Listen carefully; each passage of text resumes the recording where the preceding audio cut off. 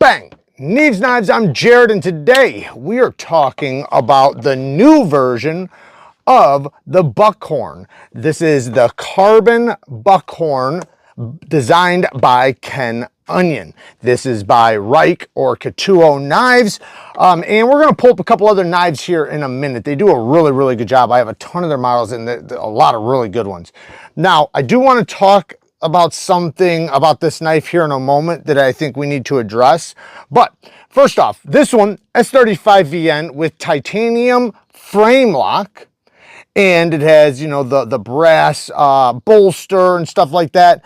Now, oh yeah, and titanium full back spacer, titanium mill pocket clip, and it is an amazing piece. The machining is just insane. You know, all the milling, and because this thing is, if you look, it's contoured in a flowy way. Like it's very interesting how much machining this actually has. Now, this one is 14C28N and aluminum. Still has the brass bolster, and then it also has the brass thumb studs.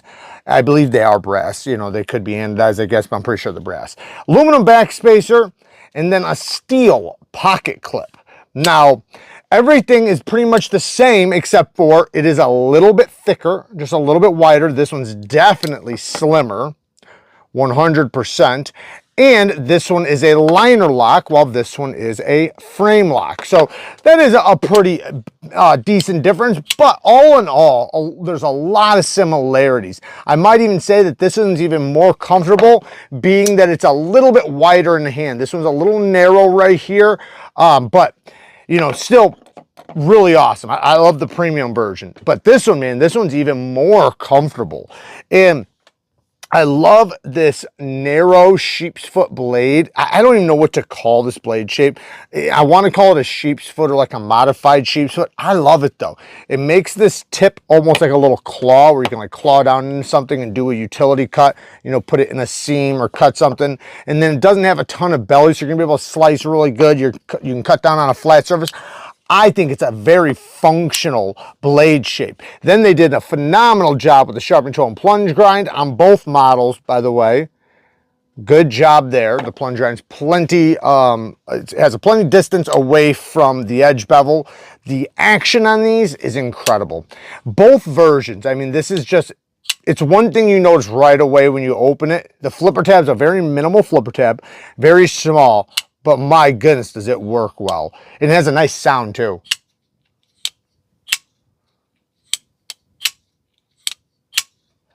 Very smooth on the drop, and then the thumb studs are tilted or canted, and they have texture on them.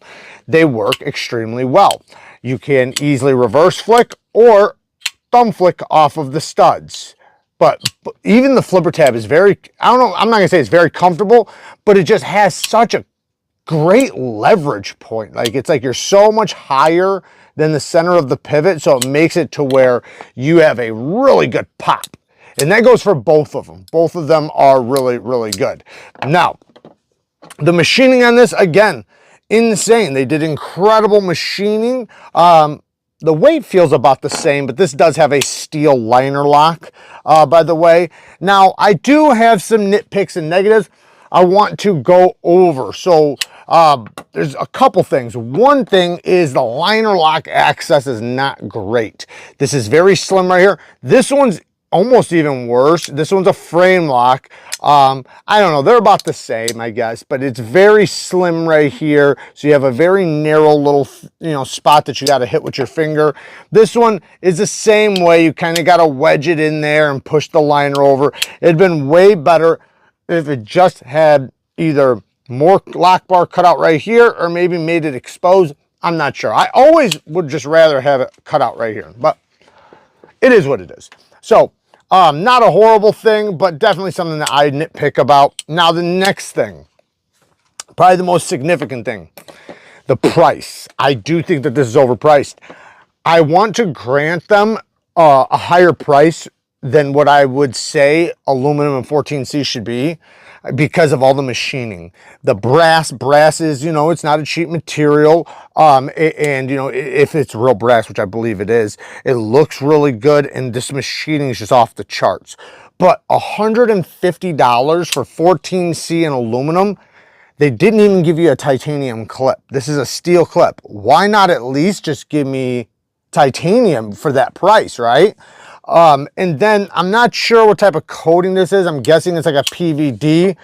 I don't think it's DLC, but I guess there is I don't think it is. I forget what it is, but I'll write up on the screen if I can figure it out. But regardless, the price at $150. Now this one, you know, is quite a bit more than that. So it is still a lot more affordable than this guy right here. But I just think that the price just doesn't, it's not justified.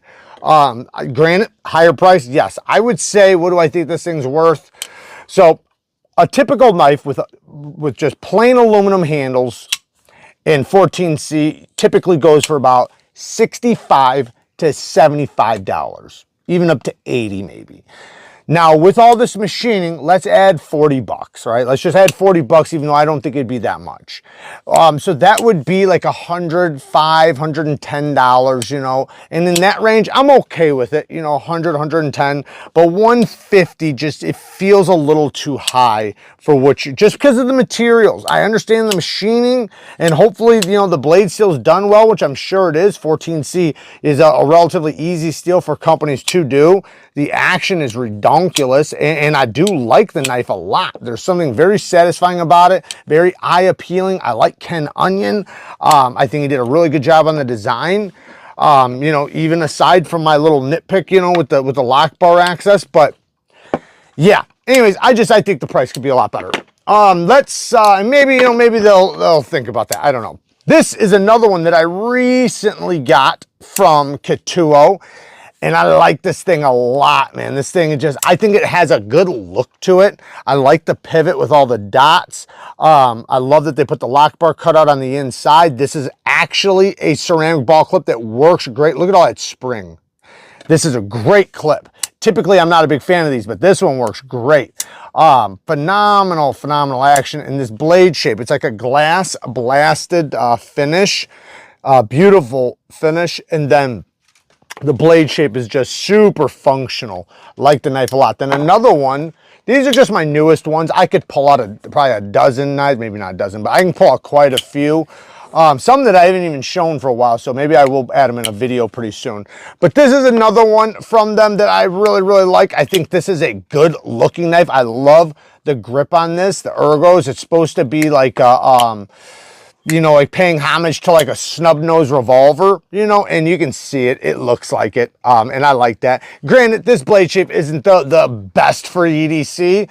You can use the secondary tip to open things up. The primary tip you're not really going to use very much, but, you know, maybe if you need to pick at stuff or poke into things, this straight edge is going to be just fine for slicing, and with these ergonomics, it's going to slice really good.